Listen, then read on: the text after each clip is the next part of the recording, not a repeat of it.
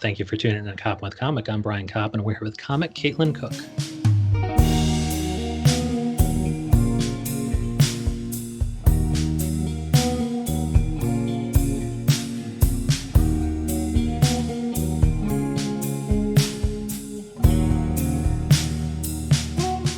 Caitlin Cook, how the hell are you? I'm very good right now. I'm sitting on my couch with a puppy and just enjoying a nice Saturday. Well, you come as advertised because on Instagram I see that you have that puppy there. Yeah. What is that breed of puppy? It's a Chavacon. It's not my puppy. I'm puppy sitting for a friend, but What the fuck is a Chavacon? It's a King Charles Cavalier Spaniel mixed with a Bichon Frise. Oh, Yeah. that's adorable. And so, did you do comedy product with this Chavacon? Yeah, I did a couple of videos where I was like trying to play piano with this dog on my lap. And so the owners are cool with you making their Chavacon into an internet star. Yes, they are. Okay, well, and it sounds like this is where you. I mean, it looks like this is where you live in comedy because on Caitlin Cook, I follow Caitlin Cook. Her Twitter handle is, I think, the Caitlin Cook, as well as that's you on Instagram. Mm-hmm. Okay, and so that's where you're churning out what musical comedy. You have a guitar, you play and you sing, and I love it because do you caption every lyric? I try and caption every lyric. And it takes forever. Yeah, it's a Pain in the butt. my time. But I also I found that the videos I don't caption do not get as much views or response. And I'm not sure if that's just like people enjoy reading the lyrics or I have a lisp, so sometimes I might be hard to understand when I'm singing. I'm not sure, but yeah, I take the time now to caption every video. Wow. Well, it sounds like it's worth it because you have about 3,000 followers on Instagram. So, I mean, if it's going to increase the percentage of engagement, it's probably worth it. Mm-hmm. Yeah, for sure. And so, yeah, what are I'm looking at some of these Instagram Live clips. And I guess with Instagram Live, they can be longer, right? It's like Instagram will host it if you pay a little bit because they can be long. They don't have to be a minute or less. Yeah. So I try and make most of my videos almost exactly a minute because TikTok has a limit of 59 seconds, but I want my videos on Instagram to be on IGTV. So yeah, why is that? So, I mean, if you could do it for free with a minute or less, why would you pay to get on IGTV? It's not, you don't have to pay. It's free. Really? Yeah. Holy shit. Yeah. Yes, I'm totally misinformed. Somebody told me a long time ago that that's what that was because it could be a longer video. It could be up to like 60 minutes or some shit. Like that's why you would have to pay for it. But if it's totally free, that sounds cool. And why would you prefer IGTV rather than just a regular post on your feed that was not IGTV? Because with IGTV, I'm able to sort them into different series, which is almost like a playlist on YouTube. So I'm able to sort of sort out my songs depending on like what subject it is, or like I do the same kind of song every Monday, which is like it's my Monday morning upbeat but still mostly bad news song. So it's like a news of the week. Yeah, let me set you up on some of those. What's a short-term love song? Yeah, so the short-term love song is a new idea that I'm working on, and this is what's really cool about putting this stuff out there online is it's an idea that I had based on like kind of how I acted when I was younger, that I would just get infatuated with people and like decide I was in love with them, and then it would like something would happen where they would like get a stupid haircut or like into CrossFit or something, and I would just lose all interest. That's funny. And so when did that last till? When did that last till in your life, and how did you figure out that was not the way to go? I think that was really only through my teens. Okay. By the time I like was in college and became an adult, I stopped feeling that way. But I think it was just like I didn't really know what love was. I was such like a young little romantic. But then you lost that. You lost the romantic bent. Yes. And just and at what point does somebody who's a hopeless romantic turn into just a cynical realist? Is it just too much disappointment in the dating market, while you're in high school and college? I don't know. I mean, I have a little bit about this in my show, but when I was, not to get too dark on you, but when I was 17, I got into like a pretty traumatic car accident. And I was, at the time, I was like going to meet this boy for a date. We had just started dating, and he ended up being like a huge support system during that time. And that's like when I first fell in love for real for the first time. And I was like, all crushes that I had were just kind of made up in my head. Oh, well, Well, that's cool. That's kind of a nice way to get kind of the romance kicked out of you, actually figuring out that your Yeah, definition of romance was kind of wrong, and you yeah, found out what love really can be. Well, that's adorable. I mean, other than the car accident, I mean, that's just amazing. And then yeah. what's your unique take on mansplaining? I'm just here. I'm looking at your. I'm so glad that you put the text in there because I'm just going to set you right up. Like Yeah. the Caitlin Cook take on mansplaining is. That I don't like the word mansplaining. I think it should be Uh, called dicksplaining because it rhymes better with explaining, and that the men that mansplain are dicks. So uh, yeah, and I'm almost thinking, and this might be dancing on the razor's edge here, that trans people could have certain issues with that because I suppose even women can have penises at this point. yeah. So that's That why I also suggest in the song that patronizing is a better term because it comes from the same root as patriarchy. okay, all So right, cool. Yeah, I yeah. hope I didn't just mansplain there, but I'm whole in the whole J.K. Rowling thing, and I'm like, Oh my God, I I don't know. know if yeah, I read that essay, and I'm like, I don't know if this is problematic or not, but patronizing is good. Okay, and it says keep fighting here. What the hell is that video gonna keep? It's encouraging me to keep fighting what? Let's see. Keep fighting. That one is a Monday morning upbeat, but still mostly bad news song. I usually end it with "Keep Fighting," just Okay. because I've presented everybody with such terrible news of the week. Dude, I love that. In the seventh grade, and is that talking about the infatuations you used to have? um, where is the in the seventh grade one? I'm all just looking at the Caitlin Cook, and right now I'm up to maybe row 5 or 6. What am I wearing? Oh, you're just wearing just an adorable T-shirt that says Illinois on it. IL. Ah, I'm from uh, Illinois. what is this song? I lived in Chicago for a couple years. Oh Oh, yeah, this me too. one is I'm not sure why it says in the seventh grade, but this one is about I wrote this whole song that blew up. This is what I was saying. It's so cool to put out stuff that isn't quite done on Yeah. these channels because I will just put out like a verse and a chorus and the song won't be finished and I'll get so many interesting comments and responses that help me inform like how to write the second verse, which I think is Uh, always the hardest part of writing a song because you have to basically repeat the subject of the song in a new way without being repetitive. So, yeah. so that particular video with the Illinois T-shirt on is about. It's like a song that's saying sorry to everybody named Karen that doesn't complain to the manager, and everyone named Kyle that's never punched through drywall or like just chugged Yeah. beverages. And like it's an apology to anyone with a name that's been co-opted by memes. Yeah, so like, what is worthy of Caitlin Cook's time? Because it sounds like you can make a joke out of anything. Like, how do you know what? Like, if a Karen incident comes out and she calls the police on a black man in Central Park, like, and everybody's doing Twitter jokes about it, like, you know, do all songs pretty much take you as long, and so you'll just the minute you get an idea, you'll sit down, or you're like, man, it's already saturated out here with this Karen shit. Let me try to find a new angle on it, or let me put it on the back burner. Yeah, I mean, I guess I have like a running list in my notes on my phone of like ideas that I might want to work on, but for the most part, I just go about my day and I sit down in the late afternoon and something will spring to mind that happened earlier that day or that I've been thinking about.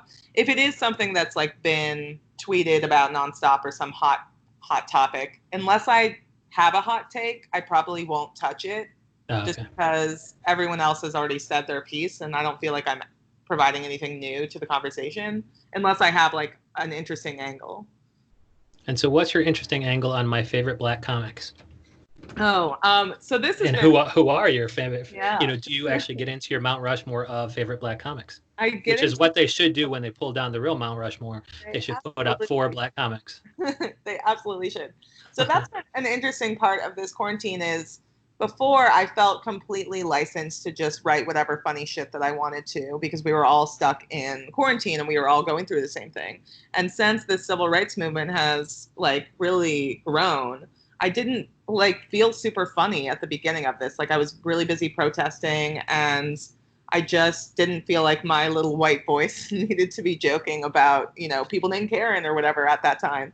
So for a couple of weeks, I was just trying to highlight other like black creators that were super funny or like I wrote a song about what ACAB means and like what defund the police means, and it became like more educational rather than funny, which I didn't love, but I felt like that was the right tone at the time.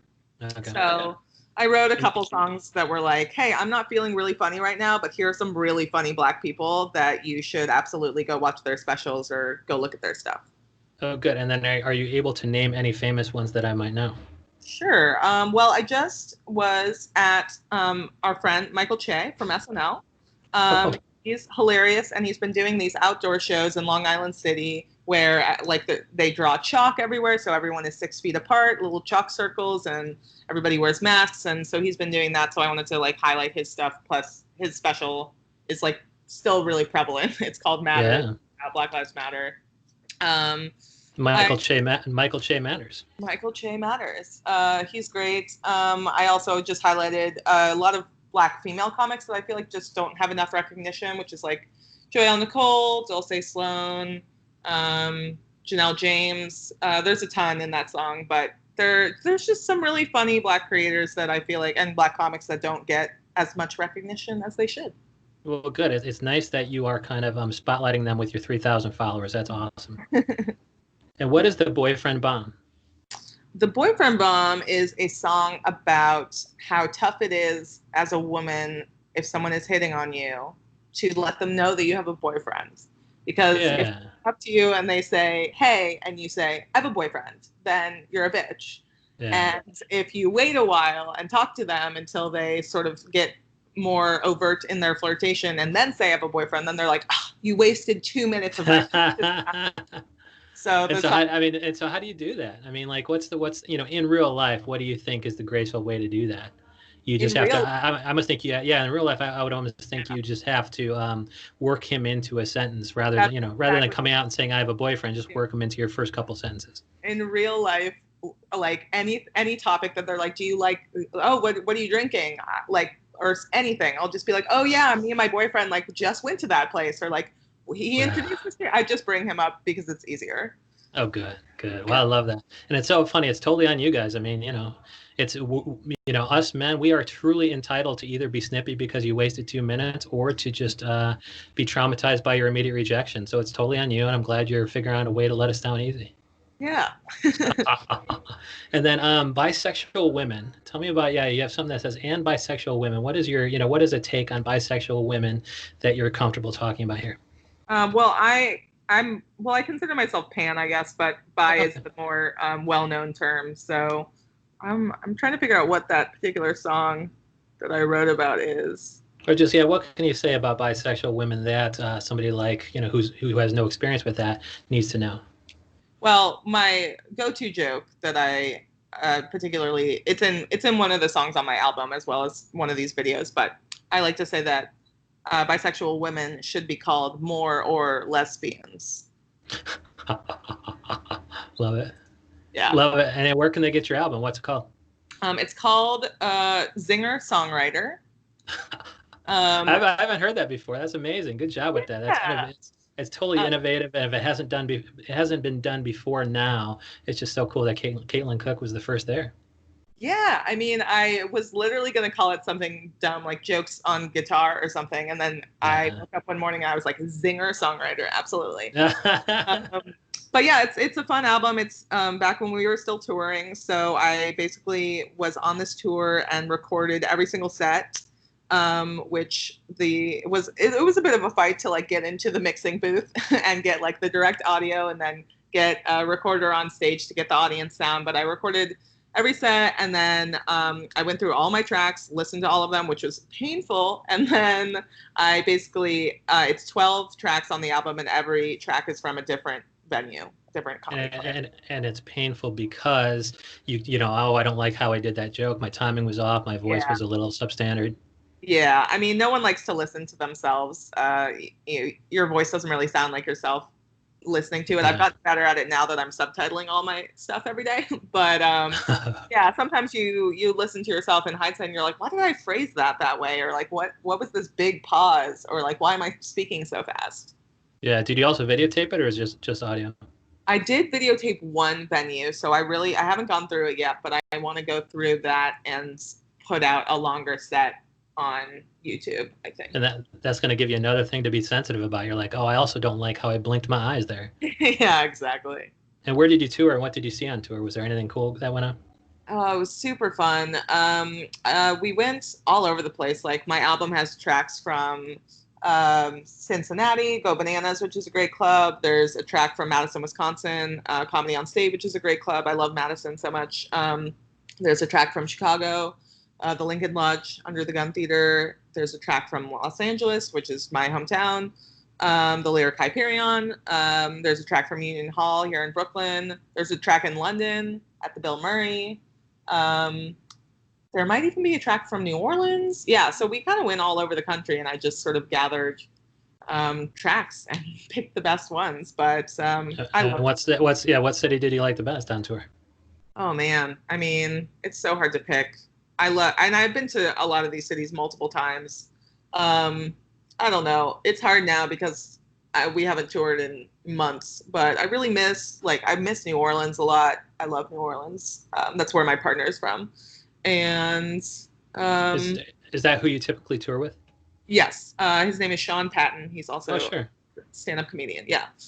So I tour with him a lot. Sometimes I'll tour on my own or we'll tour together, but perform at separate venues, or take a couple other people with us. Yeah, it's been a blast. And so because you're musical comedy, even on stage, do you tend to try to be with just straight stand-up artists on the bill? Not all the time. I also do music that isn't funny under the name Candid Bandit. It's more like indie rock stuff. Okay. And I really like touring with other musicians. I like touring with other variety acts. I think some variety acts get a really bad rap because a lot of it is bad. Like musical comedy a lot of it is bad. And I don't know, but I like a show that has a ton of variety, whether that's like just pure stand-up, but lots of really diverse people with just different points of view, or, someone kind of doing magic, or, someone with props, but doing it well is, I think, a real success. And is there, all else being equal, like celebrity being equal, amount of funniness, uniqueness, whatever, all else being equal, is there a way you should order musical comedy with respect to other, straight stand-up or magic or whatever? Like, should it go first? Should it go second? Like, what is the audience reaction if you flip, things in order? I think about this a lot because I produce, right now we're on hiatus, but I produce a show in Bushwick, and we always try and have on at least one variety act. And I usually like to either put it in the middle as it sort of wakes the audience up because it's different. So it shakes things up and it changes the energy a bit. But then you have to make sure that the person after the musical comedian has really high energy. Yeah. You have to bring the people back down. The amount of times that I performed and then afterwards someone gets up on stage and is like, "Oh, I have to follow the musical act." Of course. That's so funny. And then what's your show in Bushwick? It's called Good God. I produce it with Shane Torres, Tom Takar, and Phoebe Bottoms, and it's at this venue called the Sultan Room, which is super cool. It's a music venue. It's about a 200-seater, and we had a really good run of it. We were doing monthly before quarantine, and we had people like David Cross come do the show, Lana Glazer, Roy Wood Jr., Jeanine Garofalo. Wow. That's how you're filling up a 200-seater on a regular basis. Is it monthly? It was monthly, and then when quarantine hit, we started live streaming weekly. And now we just got the go-ahead to maybe do a show there on July 21st. Wow. So, opening back up. And are you the person who's going to have to handle all the social distancing stuff? I won't be, because the venue has really, really great supportive staff. But we will need to constantly make sure that is all up to speed and that everyone's wearing masks and is, further apart. I don't know. It's tough. We've been doing some more outdoor shows, and that feels safer. So we might utilize the Sultan Room's roof rather than the venue inside. Are you worried? I would think that if you have a lot of people in the audience just laughing uproariously at your funny bits, I'd be a little bit worried. Yeah, I mean, I feel like that's why masks have to be required, and why open spaces are better, why social distancing is better. I mean, we've talked about this a lot just in general in the comedy community, and me and my partner is like, what are the ethics of that? Because Yeah. a lot of people, like I happen to have a couple jobs that I do that I'm a designer and illustrator that I really enjoy doing during the day that, have kept me going during this Yeah. quarantine. But a lot of comedians that worked really hard to be professional and not have day jobs now just have no source of income. And then they're offered tours around the country where things are more open. And like, what are the ethics of that? Because Wow. you don't want to be the cause of the spread of this virus, but if you don't take that job, someone else will. So Yeah. yeah, it's tough. So I just want Gosh, yeah. to open back up. I just want to make sure that like we're taking all possible precautions. Even taking the temperature at the door. Yeah. Wow. Show me your ID and give me your forehead. Yeah. And so, yeah, I guess at what point did you kind of think that, you're Candid Bandit as indie rock? Hmm. At what were you always musical comedy, or at some point did it kind of split for you, where you're like, I'm really thinking, I'm not getting much success with any music or something, or people tend to like my musical comedy more? At what point did you make the decision, or were you always both? I was always both, although I would say growing up, I thought myself more as a musician that sometimes wrote funny songs. Okay. And then I started to delve more into the comedy world because it just felt like there was more momentum to like move up more quickly. The music industry just sometimes feels like you're just putting stuff out there and there's no response to Yeah. it. Or you do a show and it's just your friend showing up. Whereas comedy, you share bills with people, there's easier ways to network. You can make more money because it's just you performing. So at some point I had everything under my name, whether it was just music stuff or music comedy stuff. And then I realized that like as I was starting to have bookers reach out to me and producers, that it was confusing to them to go look me up online trying to book me for a comedy club and seeing me sing some really sad sad girl rock song. And vice versa for like a music producer or booker to look me up and see me singing a song about douchebags. Like, I just decided I needed to separate the two. So my musical comedy is under my name. My music indie rock stuff is under Candid Bandit. And I think that's how it will stay for a little bit. Yeah, I had Matt Bouchel on, and he's a big musical comedy guy, and he said that people are so much more likely to fire up an unknown person if, it's titled something or it's subtitled something that's hilarious. Who doesn't want to fire up Caitlin Cook when she has something called a short-term love song, Mm-hmm. or just mansplaining, or in seventh grade. Like, they're much more likely to fire that up than just if they're scrolling through Spotify and there happens to be Candid Bandit on a Spotify playlist. Mm-hmm. And so that's been your experience. Like, you really kind of took off when you started taking the musical comedy thing seriously. Yeah, I think so. I mean, yeah, I've just like gotten more response from a song like Signs of a Douchebag to a song that's called like Red Hands. But Dude, I can't wait to fire up fucking Signs of the Douchebag. Whet my appetite, although you already have. Can you give me any sign of a douchebag? Do I just yeah, look in the mirror, or how do I know I'm not a douchebag? this was the first real comedy song that I ever wrote, and it's on my album. I think that's the one I recorded at Go Bananas in Cincinnati. But basically, it started from a list that I made for a friend because she was like, "Why don't I see the signs, Caitlin? I keep dating all these douchebags." So I was like, "Here's a list," and then I turned it into a song. So like, it's uh, a guy that tells you he works in finance before he asks what your name is at a bar, or there were some that didn't make it into the song, but I remember she dated a guy for a while who had a life-size cardboard cutout of himself, and I was like, that's Oh, a huge red flag.